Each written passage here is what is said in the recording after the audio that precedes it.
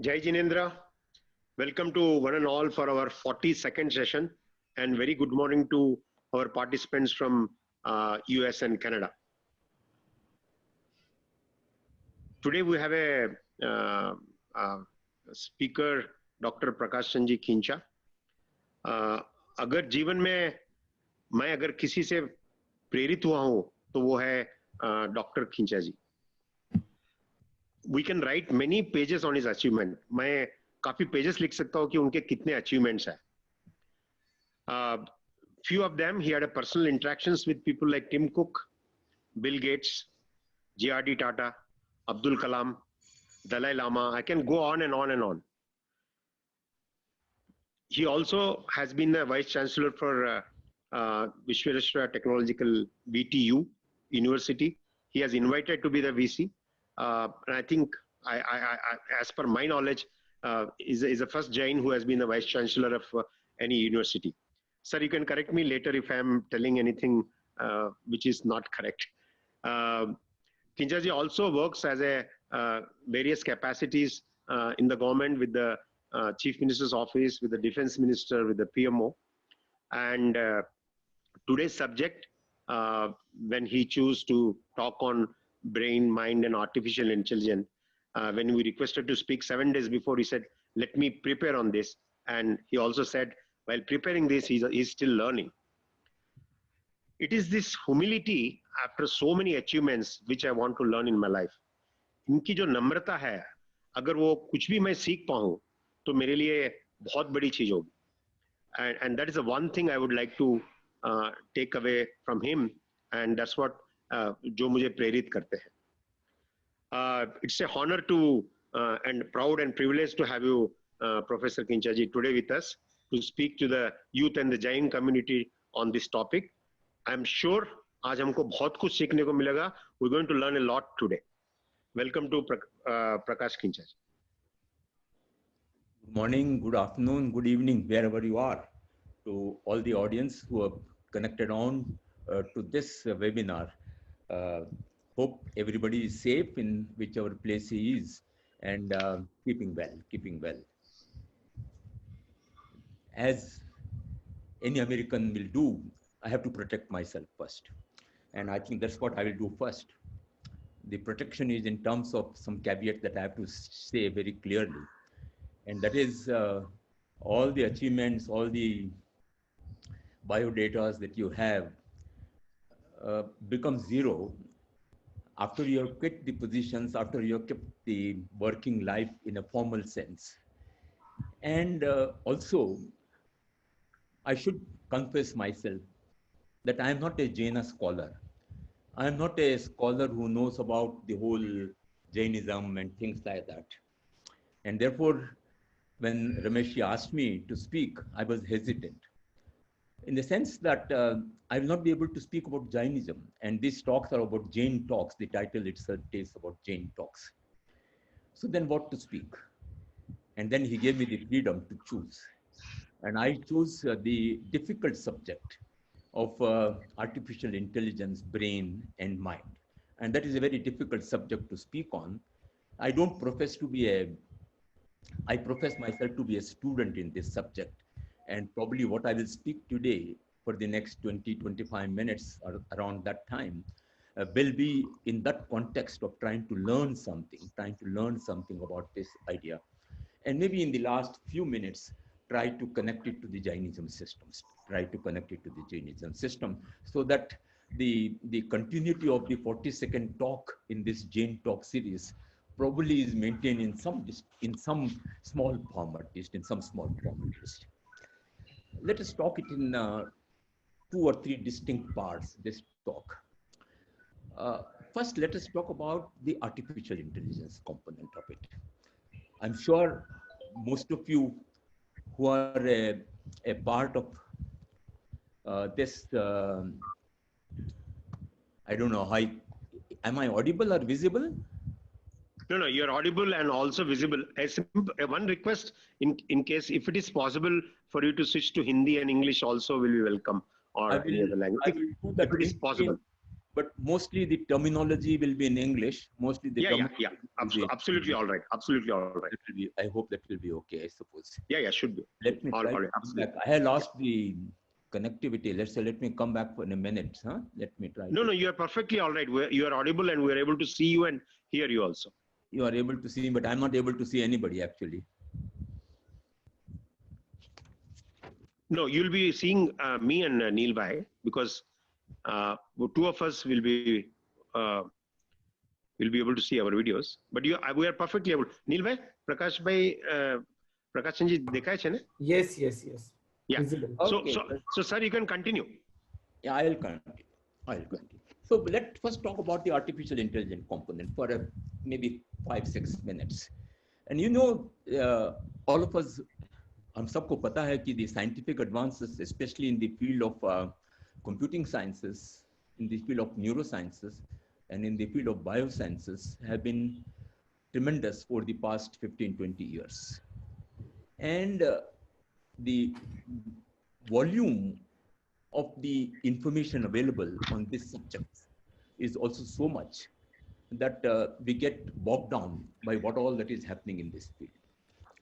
People have used this word artificial intelligence for more than 50 years, and people have been talking about this word artificial intelligence, and we get different connotations in different heads of what this artificial intelligence is all about. Before I say this, I would like to say how this artificial intelligence is important or relevant at this point of time. Man goes through step changes in technologies. It has gone through the revolutions, as we call them, as industrial revolutions, or the so many years that we see. Some people call it as 3 revolutions, some people call it as 6 revolutions, and different way of expressing. But what I say is that man goes through these step changes in technology at different parts of the time. And the latest step technology change that took place in this world was in the year 2007.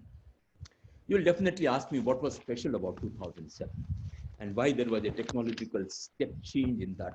Just to give a few examples of what happened in 2007, 2007 was the time when iPhone was invented. Then the VMware was public. The big data Hadoop systems came into picture. The Twitter was seeded. The Change.com came into existence. Android was launched. Google bought YouTube. AT&T went into the software-related communication systems. Then the Amazon released Kindle. Airbnb was started. Big data was started. AI came into a big existence because of all these technology advances. The non-silicon chips started coming. Clean power revolution, shale revolution. And you can go on talking about what all that has happened. Maybe the internet user strength crossed the tipping point of 1 billion users. All these changes in technology were possible. And the machine today, or the world today, is driven by the changes, or what I call as the accelerating changes in 3 domains: the technology domain, the domain of the market, and the domain of what we call as the world, or the mother nature, When I talk about acceleration of technology, I talk about the acceleration in the computing technology in terms of the number of transistors that get onto a chip, and also the consequence of development of the computing power, the development of the memory, the development of the sensors that we have, the development of the data sciences and the amount of data that we can collect, the amount of data we can process, the amount of results that we get from this processed data and use for this. And all these are accelerating. When I use the word accelerating, I just want to give you an example. राजा आदमी पर खुश हुआ जिसने chess game बनाया था और उसको पूछा कि आई एम हैप्पी, मैं खुश हूं इस गेम बनाने में, आपको क्या चाहिए? उस आदमी ने कहा कि मैं गरीब आदमी हूँ, मेरे पास खाने के लिए कुछ नहीं है, मेरे को सिर्फ थोड़ा सा चावल चाहिए। तो राजा ने पूछा कि कितना चावल चाहिए आपको? तो उसने बोला कि ये 64 जो स्क्वायर्स है चेस के बोर्ड पर, उसमें पहले स्क्वायर पर आप एक दाना रखिए, फिर दूसरे में दो, फिर तीसरे में चार, और उसे डबल करते जाइए और 64वें खाने तक आ जाइए, इतना चावल मेरे को चाहिए। This is the acceleration, this is the acceleration I wanted to. This look to be very simple, राजा को बहुत सिंपल लगा, उसने बोला कि ठीक है इतना ही चाहिए, ठीक है। But when he did that doubling in 64 square, the amount of rice was in 20 million size, and which the Raja was not able to give to him. And that is the power of doubling. And in this computer technology, the doubling takes place by a law called as Moore's law, which says that in every 18 months, the computing power will double. Computing power will double, and the cost will become one half of the previous cost. That is the power of acceleration that is happening in the technological field. I want you to remember this point because today in the computer technology revolution, हम 32nd square पर हैं इस chess के board पर। तो जैसे हम first square से 32nd स्क्वायर तक आए, तो ये टेक्नोलॉजिकल चेंज होता रहा, और now you can imagine the change जब हम जाएंगे 33rd स्क्वायर पर या 34th या 31st स्क्वायर पर, the capability will keep on increasing. This is one point that you should remember, that the power of machines, technology is shaping this world, shaping this machine. The power of the other power that is shaping this machine at this point of time is the power of what we call as the globalization power, and we call it as the market. People talk about globalization of trade, people talk about the globalization of businesses, and people do talk about now self-contained countries, and they say that that has reduced now. But at the same time, if you are to look at the globalization of information flows, the globalization of information flows, like the rivers in the old time building civilizations, the information flows are now changing the world place, the information flows. And this information flow affects any field that you take, from education onwards to social network, to communities, to individuals, to groups, to countries, to finance, and anything that you take, the information flows is changing. This is the second point driving the world today. And the third point, this also is at an accelerating pace, not at a linear pace, not at a linear pace. I say the change in the speed increases, linear change. But when I say the rate of change of speed also increases, then it is the accelerating change that I'm talking about. The third point, which is changing rapidly at this point of time, are the physical and the societal parameters which affect the Mother Earth, Mother Earth. Somebody in a book did a calculation over a number of periods of the change of these, some of the titles that I'm going to tell you now, and plotted these curves and found a similarity that everything is accelerating, either acceleratory decreasing or acceleratory increasing. And some of these parameters are something like the parameters of carbon dioxide, nitrogen oxide, methane, the ozone, the surface temperatures, the ocean acidification, the marine fish captures, the tropical forest loss, the domesticated land, the biosphere degradation, population, the FDIs, the urban population, then the water thing, then the paper production, and telecommunication increase, transportation increase. You can name so many social and this economical and the trends all are accelerating. So I told you three acceleration: the acceleration of technology, the acceleration of societal parameters, the acceleration of the information flow or the market or the information flow that happens. And all these three are connected in some way or the other. They get connected in some way or the other, and more so by the supernova now, that is the cloud systems that are coming into picture, and they connect together. As we say that one computer has this much power, but a network of computer has much more bigger power. So the network of all these changes have much more effect on what we see in the world today, what we see in the world today. We feel a sense of destabilization.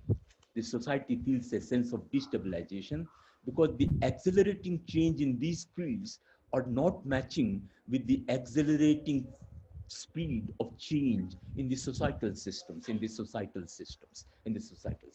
And therefore we feel instability, and we talk about the stability of cycle. Because if you sit on a cycle, you cannot stand still. You have to keep running. You have to keep driving that cycle to be stable in that system. And mankind is doing that now, trying to ride the bicycle and at a speed which these three things are changing the world and trying to control our world and all these things. Having said this, now I have to connect it to the brain and mind. See, when we say that these changes that are happening in the world by this, and the field of artificial intelligence has come because of the power of technology, change of power of technology, and the huge accelerating change that is happening, and then affected by the Darwinian revolution of the brain that happens, and that is getting affected by the environment that we have.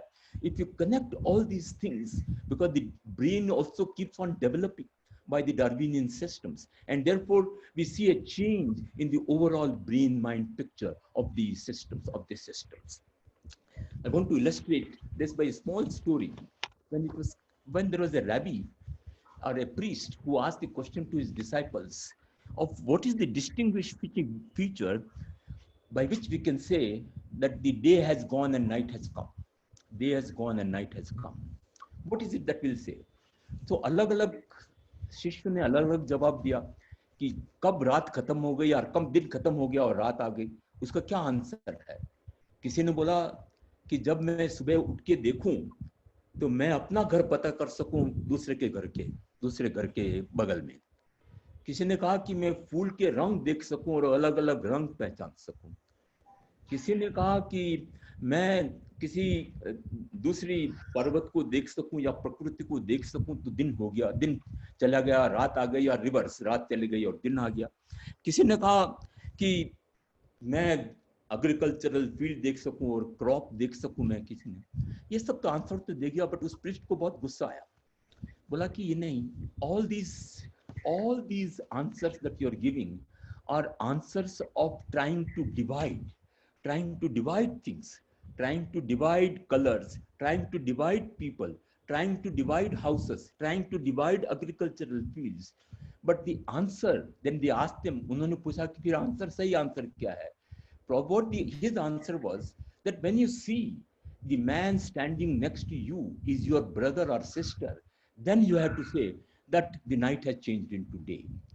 And now this distinction of what I want to say is that if I see the things in a divided mode, I'm seeing it through the brain. And when I'm seeing it in a connecting mode, I'm seeing it through mind. So what is the distinction that I see between this brain and mind? Whether we need to learn about our brain and mind at this point of time to reduce the instability in our existence that we feel, the instability in the existence that we see. So let us come to a little bit about what this brain and mind is all about. You see, there are many multiplicity of ideas about the brain and mind. People talk it in scientific terms, people talk it in philosophical terms, both. They are talking about trying to explain the scientific meaning of these two words and the philosophical meanings of these two words. And there are so many theories that are being talked about what is brain and what is mind. Before that, let us spend 2 or 3 minutes on what is scientific thought process and what is philosophical thought process. The scientific thought process is always based upon objectivity and repeatability. And when I say this as the thought process for science, where then the idea of the geographical space vanishes, because if an experiment is true in West, it has to be true in East also for the scientific process. The geographical sense vanishes in the case of the scientific thought. And the literature on brain and mind that we have trying to define, and this scientific way of saying this is, the scientists say that the brain and mind are the same. The brain and mind are the same. The brain is a huge computer, very, very huge computer, of which the human being today, for the 3 pounds of brain, is only using about 5 to 7% of the brain at this point of time. Not, and very few, up to 10% of the brain is what is used, and which is nothing but a connection of neurons, the flow of electrical signals between these neurons connecting in very different ways, and the flow of the biochemicals that happens because of the various things. And the scientific thought process, the scientific way of doing this, describes this as a process of the movement from neuron to neuron, the synaptics that we have and the other things that we have in the brain, and in the gaps that we have between synapses, the movement of the electrical current, and the different patterns, the scientists say, create what we have as our activities of the brain. If I just take a simple activity of seeing, of looking at things, what happens is that I have a lens, which is the bodical part, which is the body part. Brain also is a body part, that we have, like a heart or anything else that we have. And if I see the images in front of me. And what do I see? I don't make up what that image is just by seeing, because the eye lens is only visualizing and capturing that image. And normally it captures about 10 to 15 images of different angles, different these things. And this goes, the scientists say, goes to the machine. And there is a software somewhere in the machine or in the brain machine that then applies to this data that has come from the world to convert it into an image, convert it into something that we have seen physically, converting it to something physically. But then the question that comes is, where is the thought process?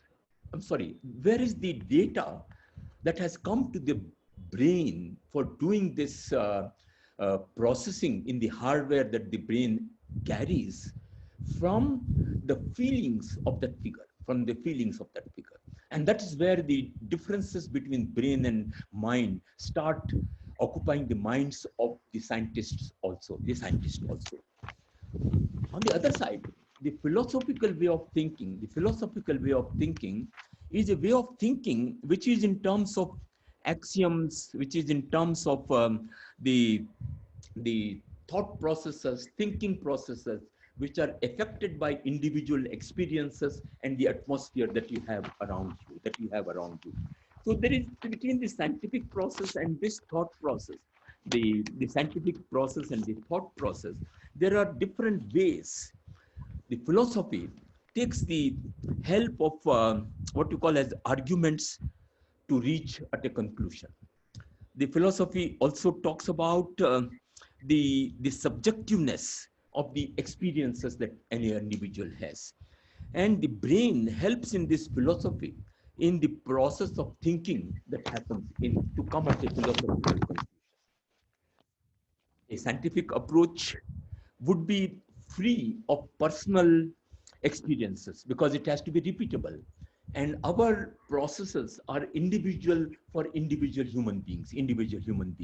And therefore, that concept of brain and mind being the same, because in this process of scientific, everything has to be uniform, everything has to be programmed differently in the head. Every action, every reaction, every head has to be differently programmed and appropriately programmed for that appropriate situation, for it to give me a different situation, for it to give me a different perception. So the scientific things is devoid of cultures, is devoid of geography, and is also devoid of what we call as the things that we try to get in the algorithmic forms. Now, when we come to philosophy, then because they are related to by the space and by the personal experiences, we get into the realm of different philosophies. We get into the realm of different philosophies. We get into the realm of Western philosophy and Eastern philosophy very broadly. Western philosophy and Eastern philosophy. All these philosophies and science have tried to master the basic questions of consciousness. Because between these two, brain and mind, that is that in between word of consciousness that come into picture, and everybody tries to answer this question of consciousness by their philosophy, Eastern philosophy, Western philosophy, or by the scientific explanation that we are talking about in terms of the artificial intelligence, artificial intelligence, and super intelligence that we talk about. Now, if we take on the philosophical ground, we can also say that the philosophy and science together are also very important for mankind, because both assist each other in some way or the other, We can talk about that in another lecture, but not today on this particular thing. So, trying to get the explanation for consciousness. Kindly, Rameshji, kindly stop me when I have to stop. Because No, absolutely. kindly stop me when I have to stop. Yeah. No, it's making us to think a lot. So yeah, explaining, please. explaining what this consciousness is all about. The scientists say, or a very simple question: what is it like? Consciousness, what is it like? Can we answer this question? The scientist will answer that the consciousness is related to the body and is explained by the brain's activity and the biochemical reactions that happen in the body. And the brain binds together various sensory inputs that get from the world, and also the subjective experiences, the unified subjective experiences. And then the scientists believe, and the science believes, that if I can appropriately program a brain, then I will get the mind. If I can appropriately program the brain, then I will get the mind.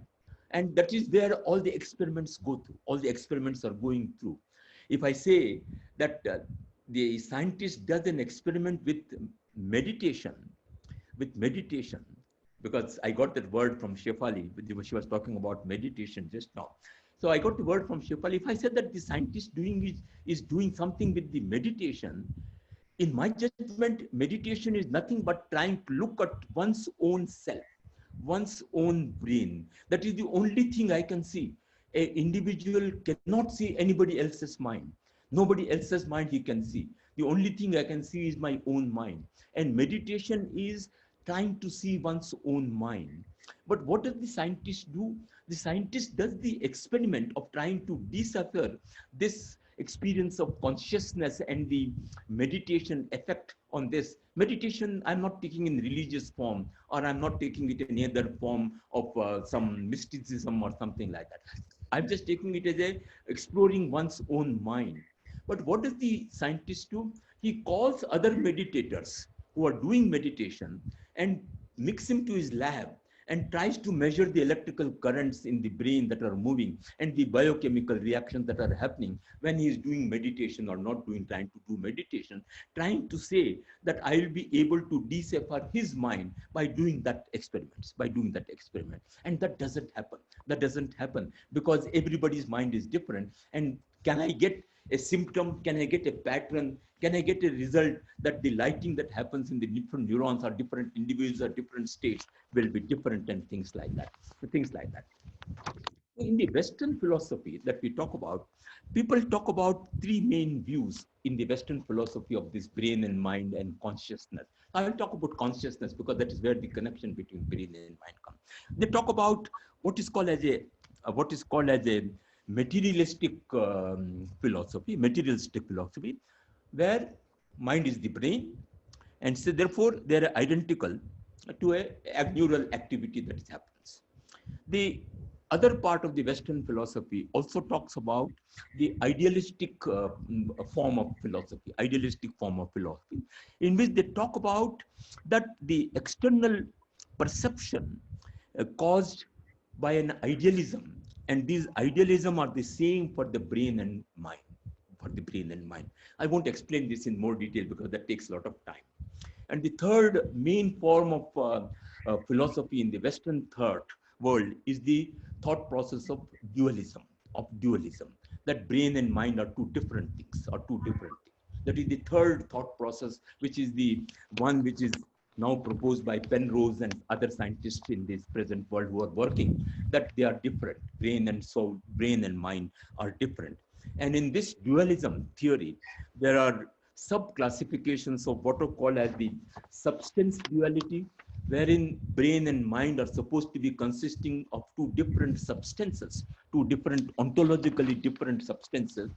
They talk about the property dualism, that the property of these two things are different, and they talk about what is called as the predicate dualism, in which they talk about, predicate dualism, they try to talk about the language of the brain, which suits to the brain, to the mind. We don't go into the details of these different types of Western philosophies, and there are many people who talk about. But in this dualism of the Western philosophy, we do get questions. Questions of what type? How the physical memories of a person are created during the unconscious period of this person. Physical memories do get created. When that person becomes conscious again, he gets back the memory. So when that memory comes back, how does it happen in this?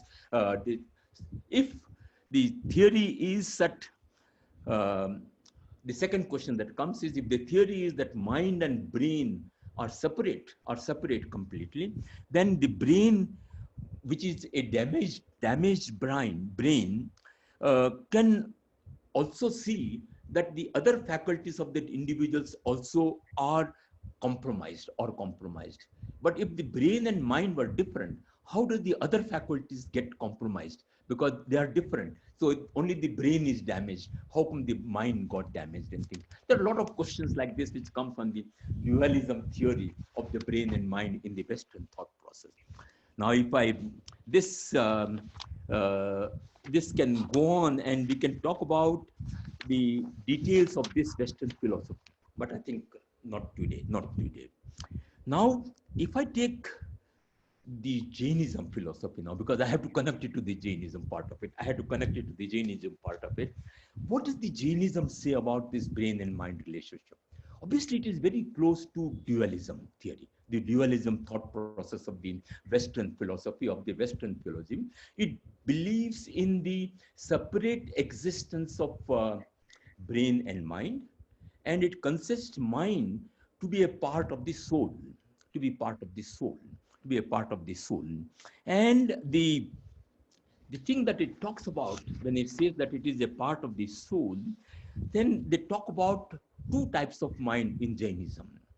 One is what is called as the physical mind, and the other is what is called as the cyclical mind. That is what the Jainism says, the Jainism theory says, a physical mind and a cyclical mind. The physical mind, if you talk what is the physical mind, then this physical mind does not, the physical mind is the virtual substance of the soul. I'll have to use some material because these tough words. Virtual substance of the soul that can analyze and synthesize perceptions. That is called as and the physical mind, this physical mind does not possess any consciousness, which is the exclusive property of the soul. The consciousness is the exclusive property of the soul, but it is manifested with the consciousness of the soul, and it is inspired by the karma of the individual, by the karmas of the individual. Now you can link up to the karma theory of Jainism into this. We talk about karma varganas, and we talk about various things. And the connection of this is in the Jainism to these two states of the mind, cyclical mind and the physical mind, and how they affect the body part and the soul part, and the other part, which is the thing, is what we can connect. This is a very complicated theory. If I want to do experimental or a equation type of form for connecting these things, it is pretty complicated. There are still lots of questions that are left unanswered. But a very small explanation, a very, very small explanation is that the, the conscious part of the soul is influenced by the karma and its variations, karma and its variation. And the state of the mind in which the body is, the state of the mind in which the mind is at that point of time. The mind are changing with the psychical karma. And the mind is not a constant entity. The modes of mind are too many, many modes. And the modes of the mind keep on changing by the wish of the individual, by the wish of the individual. So in Jainism, basically, we are talking about a physical mind and a cyclical mind. And the cyclical mind is composed of manovarganas, as we call it, which is the subtle class of a subtle form of a substance, and which interacts with the brain and the nervous system of the body, with the nervous system of the body. And the cyclical mind that thinks, imagines, and then this disconnects and takes positions on different things. So if this explanation, Jainism says that a pure soul does not have a mind. Pure soul does not have a mind because it doesn't have karmas. It doesn't have karmas. It doesn't have karmas. Just two more thought process that I would love to mention to view the to my mind, the correctness of this type of explanation, If you were to do that, we have to the brain, which is the hardware of the computer, the neurons and the biochemical hardware of the computer. It is said that this mind is the software system of the computer. Now the hardware and the software component have to combine together and process all the data that has come to it. The data that comes to the brain is the data from the nature of our cognitive senses, of all our cognitive senses. Along with that is copied the data of the mind, of the conscious mind, of the soul, onto the brain. And that happens by a process of what we call as radiation.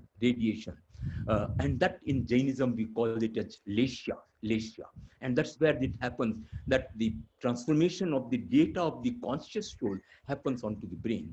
And then the brain computer takes over with this data of the outside world and the inside world of the soul, and does its computation and comes to a conclusion, comes to an output. All this happens in that vast computer that we have. And this happens instantaneously to us. It comes instantaneously to us. To all panelists, voice is very low.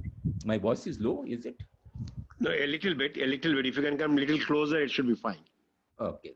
So, so the input is the biological input, or the input that comes from the world, and the sensory input that comes from there. And the output is also used by the biological system and the sensorical system, the output of the brain. So if I take an example of an output of the brain, one output of this happens is the motoring function of the body, the changes that happen in the motoring function of the body, the automatic functions that happens in the body, and the other functions that happen in the body are one of the actions that happens from the brain's output, and the body acts like this. On the same way, the signals sent to the different parts of the body to generate what we call as the functions of the feeling of sorrowness, feeling of happiness, or that type of thing. And that is to this other part of the body. One input, physical output. Physical input, and then there is computation use of the cyclical mind, the inputs, the input that comes from this thing. And it also gives the output of generation of new thoughts, which go into the memory, of ours for the next thought process to take over. And it also gives what is called as the conscious mind also get new thoughts by this process. And these actions happen simultaneously and together. And there can be any combination of these actions that can happen in the body, which explains the connectivity of the body or the brain to the mind systems or to the consciousness system in the Jain philosophy. I think it is very complicated. It's extremely complicated to get a feel of what all that happens in the brain and the soul and the mind and the mind. So uh, I will, I think my 20, 45 minutes are over, I suppose. My 20, 25 minutes is over. But I will just end up by just one point that I want to mention, that the scientists now say that they say that they find it hard to get this differentiation between brain and mind and trying to understand the consciousness, because they feel that they don't have the right tools for getting this understanding. And they believe that whenever I get the right tool and the right programming, I'll be able to understand these differences. This is what the scientist approach is. And therefore, the approach is from that angle of trying to get that meditation people to come and do experiments, do an experiments on animals, do experiments on different human beings in different states, abnormal states or normal states, and try to draw conclusion from this.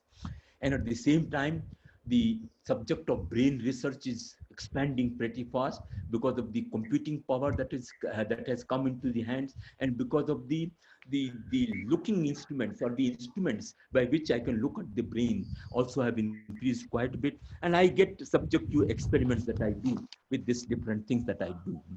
And then, but the point that happens is that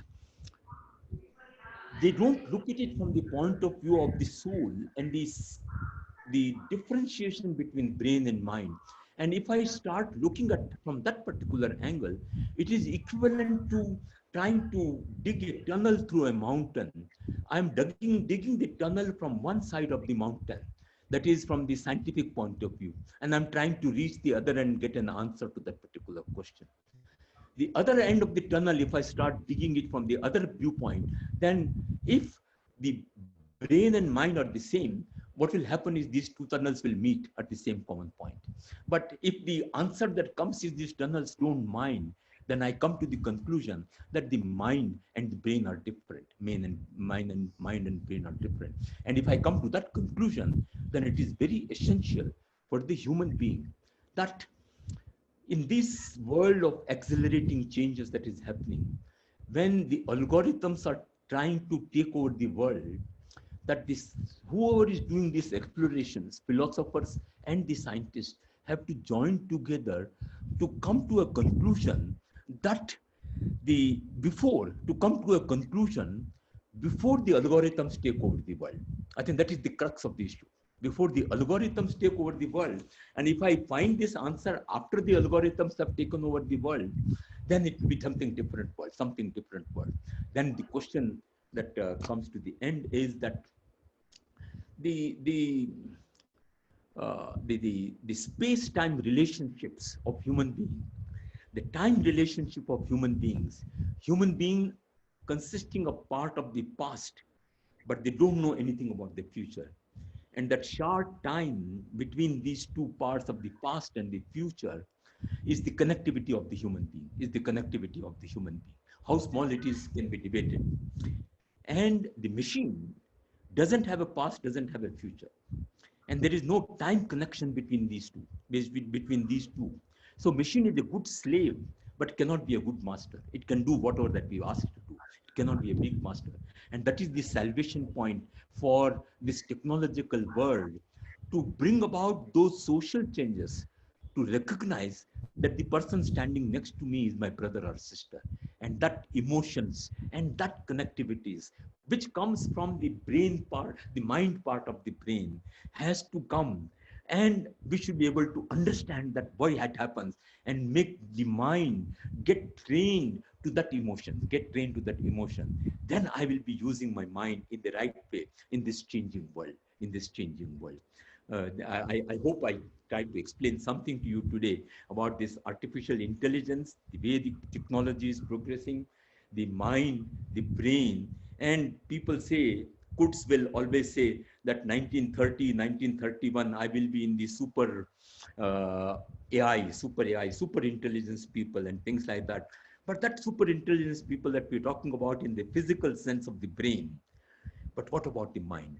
Will it also become super? And where will I combine these things? Where will I combine these things? And that's where what we call as meditation, what we call as something, what we call as dharma, what we call as this, and the relationship of the karmas, relationship to all these things come in my judgment is what I want to read more about it. Thank you very much to everybody for I cannot say about patient listening, because if I had a face-to-face crowd, I will say for a patient listening. I don't know how many listened to you patiently and how many of you got bored, but I got satisfied by speaking out what little that I knew about it. Thank you very much.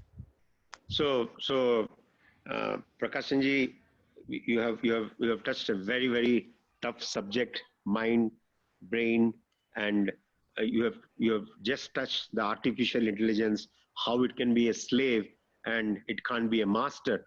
I have one question on the same mind, brain, artificial intelligence. To start with my own question, then probably Neil Bhai also will take. I've been hearing to Yuval Noah Harari. I will try to change the word questions to discussions. Discussion. Fair And enough. we get questions too, but I would probably like to get discussions. Right, sir. Go ahead.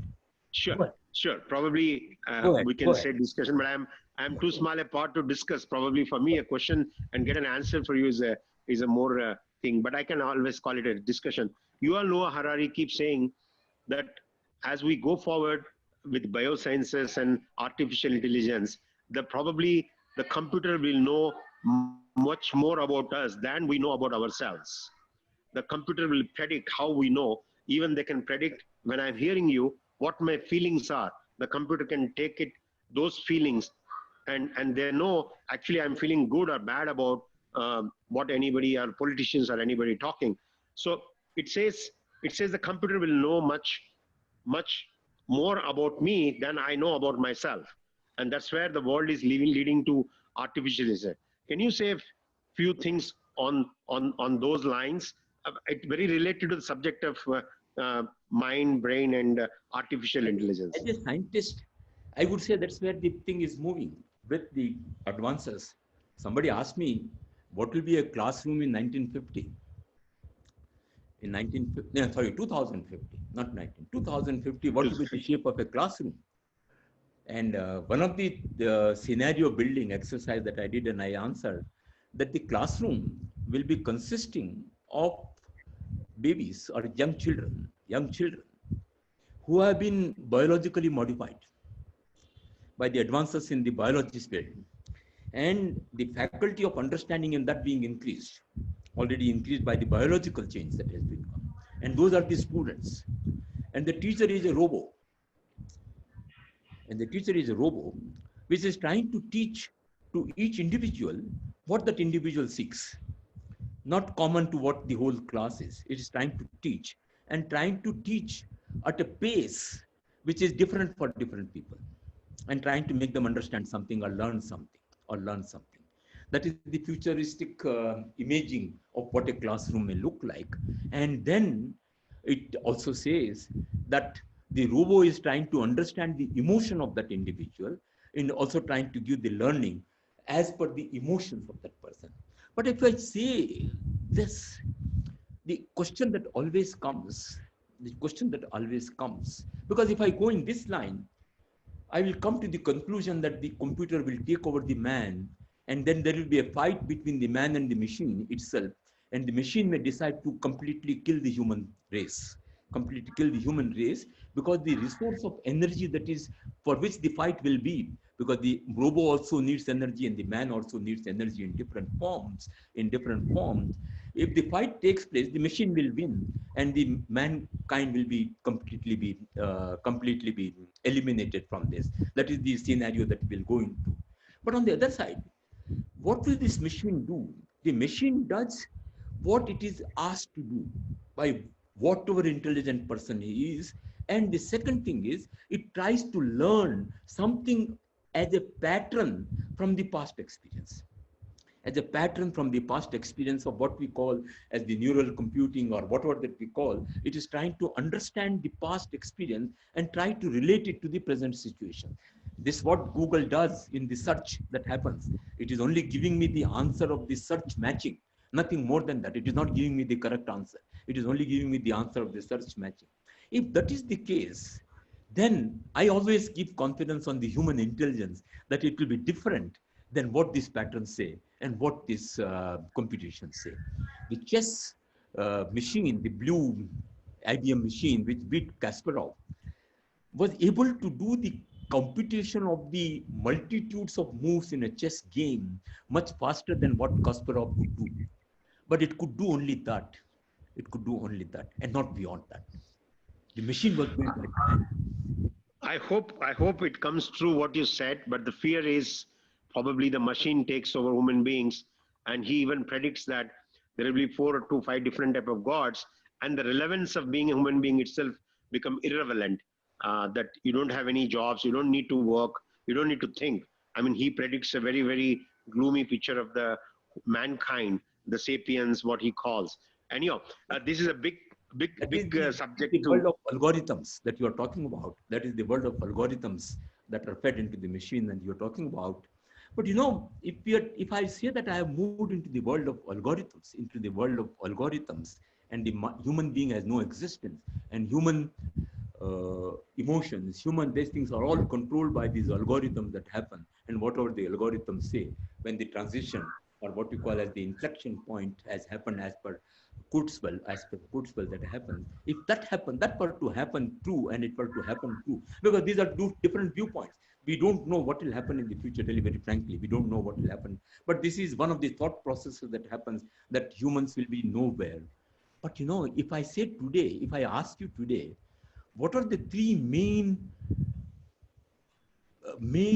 things on which the whole human beings are working on today? In the past, it was the man was working for food, the man was working for eliminating diseases, and the man was working for something else for helping these two things. And it did that by coming into the Yuval Harari's book talks about the agricultural revolution, and then they talk about the taking over of man by the agriculture system rather than the reverse that happened. And it talks also about the man having conquered the diseases and things like that. Now, having come to this age, now if I talk about the year 3000 that is going to come, what will be the 2100 by 3000, 2100 that we talk? What are the three problems on which the mankind is working? The biologists, scientists, everybody is working. He wants to become God. That is one of the questions that he is working on. That I want to create life. I want to be God. I want to be God. Whatever the definition of God could be, whatever the definition of could be. And I want to create life. And I want to live longer. I want to live longer. And if the man himself becomes the God, where is the point of the machine becoming God in the future? I think very well said. It is food for thought for all of us to think. Neil bhai, if you have any questions to Prakash bhai. Thank you so much, sir. It's not an easy subject at all. It's a very, very tough subject. I'm sure all the people have loved it. They will go back and think what is the mind and brain, at least, whether it is dual, which is the software, which is the hardware. It is well put together. Neil bhai, anything you have to ask on a Jainism way to Dr. Prakash Chandji Kincha? No question as such, Uncle. Nice discussion. Actually, I need to think more about this. Very many new terminologies need to digest nicely, and then later on we can definitely have discussion with Dr. Sir. Thank you so much, sir. Yeah. And thanks to everybody who participated in this webinar from my side. Thanks. And as a professor, whenever I give a lecture in the class, and if there are no questions in the class, then I get disappointed. Actually, that is for sure. I do. Nothing like that. I'm sure I will get questions in the future. Yes. Thank you so much, sir. Thank you so much. Thank you so much. Jai Jain.